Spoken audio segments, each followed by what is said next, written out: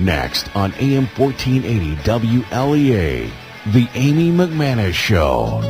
Welcome to the Amy McManus Show on AM 1480 WLEA. I have a very special guest here with us in the studio on this sunny Saturday morning. Dr. Ishmael Meir is here with us. He's the anesthesiologist at St. James Hospital. Welcome, Doctor. Thank you. Dr. Meir is going to Haiti next week, and we're gonna have a conversation about the mission work he's going to be doing there, as well as some of the work he has previously done. Tell us about the organization for which you said you're putting a team together. What's the name of the organization, and how did they contact you first to see if you wanted to go? I'm a very active member in the Islamic Medical Association of North America, or the acronym is IMANA, as I'll refer to it. And we've done relief work in other parts of the world. I've been to Pakistan during the earthquake, Indonesia during the tsunami, and last year, many people might recall, I was actually in Gaza, and we were the only Americans in Gaza during the war and provided medical relief. And I just happened to be the chairman of the relief committee. And when Haiti came up, we started on Wednesday night and Thursday trying to find a way, if it was logistically possible, for us to put a team in Haiti. And when I say logistically possible, it's because we're not an organization that's solely into relief work. We're like a medical association. You provide support to doctors and... Right. It's just it's basically an association for doctors of the Islamic faith, like American Medical Association, and you have a lot of cultural medical associations. So this is one faith-based with the relief part of it. So we're not like with Doctors Without Borders or huge relief organization that can just drop a jet and have millions of dollars and do things. We usually have to find another organization that we can work with, and that's what we did, and we found some very good organizations that need physicians, and we're going to collaborate with them.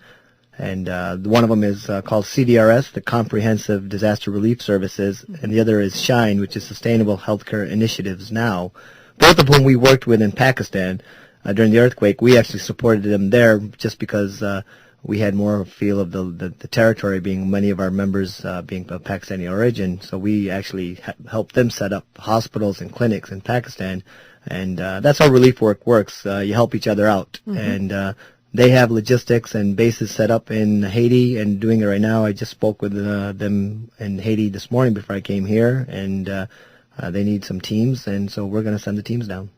Now, are you going to be doing specifically anesthesiology work, or will they, have you just provide whatever medical is needed? In this kind of disaster, it's whatever you can do. You bring out everything that you've learned over your years from different subspecialties from med school and your resident training. And we're taking a team of 10 down next Sunday, the 24th. But I sent a team down today of 4 physicians. Basically, yesterday we got the setup, and there's 4 people said they could go today, and they're actually literally boarding the plane in Washington, D.C. right now. And they're a plastic surgeon, a general surgeon, and I think 2 residents, and I'm not sure what their fields are. But we'll be flying into Santo Domingo, Dominican Republic, because Port-au-Prince is, you cannot get there by plane right now. And from there by road, it's a 7-hour road trip into Haiti, which the team will do tomorrow. Now, and this is the first time you've been to Haiti? Yes, it is. I have an uncle who's a nurse anesthetist, and he does mission work. And he did Haiti for several years in a row, and many of them in his group had to pull back from Haiti and go to a different country. They start to it weighs them down when they go to a specific place, a specific country, and you see the poverty that you see. And some of them, it just starts to weigh them down, and they suggest to them, go to a different country for a while and come back. Before you lose it. Yeah, so now he's been going to the Philippines for the past 6 or 7 years. Wow. And you've got 3 million people in need. Apparently that's the latest number. I'm sure it's higher of just even basic necessities such as food and shelter. And then you add on top of that the medical care. Have they told you what you can expect? I mean, I know you have some experience in Pakistan and Gaza, but has anybody given you some details about what some of the major needs are and what you might be expected to see and do? Well, On a basic level, disaster zones have most of the same needs from a medical standpoint. It's always trauma and orthopedic surgeons initially because it's a trauma-sustained injuries, and then usually acute critical care like emergency medicine and whatnot. But then usually after 2 to 3 weeks, you also need your primary care physicians because you have to realize that everyone has high blood pressure and diabetes and other illnesses. And what happens is in the acute phase, you work on the acute things, but the other things get neglected. And 2 or 3 weeks later, these people are not taking their blood pressure pills. Right. Pneumonia set in, Because infection their entire set in. house was destroyed and they have no access to their inhalers and their medicine. Exactly. So within 2 to 3 weeks, you have you just have mass chaos in terms of just rampant medical illnesses. So it's not just everyone thinks it's blood, guts, and gory stuff. It's a combination, and we have to work that fine line. I spoke with Todd Shea, who's the CEO for CDRS, the organization we'll be working with. He was actually in Haiti at the Dominican border, coming back into Dominican. And just one story. He said yesterday they took care of a lady. She was pregnant, had gone into labor. She had a broken leg and was still partially stuck in the rubble. And they had to deliver a baby. And While she was in the rubble, they delivered her baby? They were working on delivering her baby. Oh. Or had just gotten her out of the rubble. I didn't get that specific, but delivering a baby is hard enough without anesthesia and medical care, and just imagine with a broken leg and just having a house fall on you. Right. So that's the kind of chaos we're going to be going into. Have they suggested any kind of, I guess the big fear is now is the longer these people have these needs and their needs aren't being met, that there's concerns violence and rioting, and I mean it's a pretty, I won't say it's anarchy, but it doesn't exactly have a strong government system there.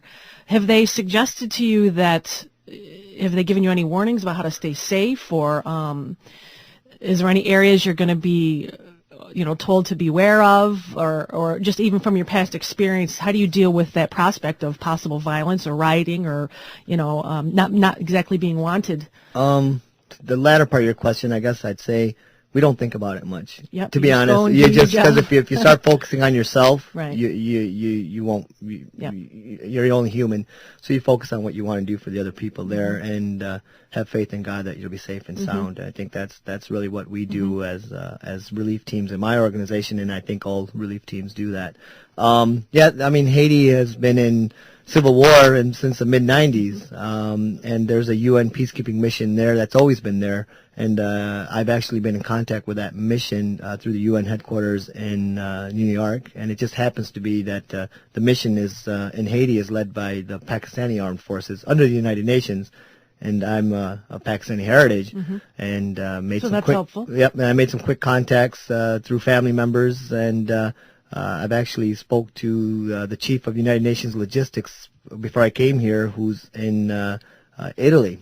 And he's got me some very good contacts there. So we are concerned about our safety as well. And he's got me some contacts of the commanding officers in Haiti, and we'll hopefully we'll be in touch with them too, and see what kind of security presence we can obtain. But then again, you have to realize the UN itself actually sustained a huge loss. They lost everything themselves and are recovering too. Because they've had such a huge presence there.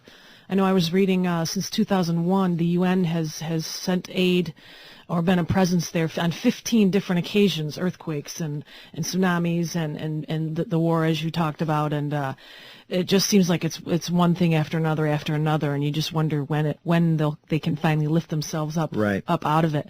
Some of the photographs I've seen just breaks your heart. They're just crowds and crowds, and these multitudes of people, and one little helicopter goes by, and they all just go crazy, cheering and yelling and howling. And you had mentioned, having faith. I know they're very faith-filled people, so I hopefully those two things will complement each other, where you guys are going there and just praying God will keep you safe, and I imagine spending a lot of their time just praying that they will just remain alive, and that He will also sustain them. Well, as well. I hope so, and I think many people have read Lord of the Flies and how that setting happens there, and it may not be the best analogy, but when desperation sets in, after 2-3 days you can tolerate it, but after a week, desperation can make anyone do some very crazy things. I recently heard 72 hours is the magic number, I guess, when most people will start to crack after Yep, 72 yep. hours, and it's been well beyond. And it's happening 72 right hours. now because it's not that people aren't trying to help. It's just logistically so difficult right now to get in Port-au-Prince. And I never thought I would be saying that after going to Gaza and going into the foothills of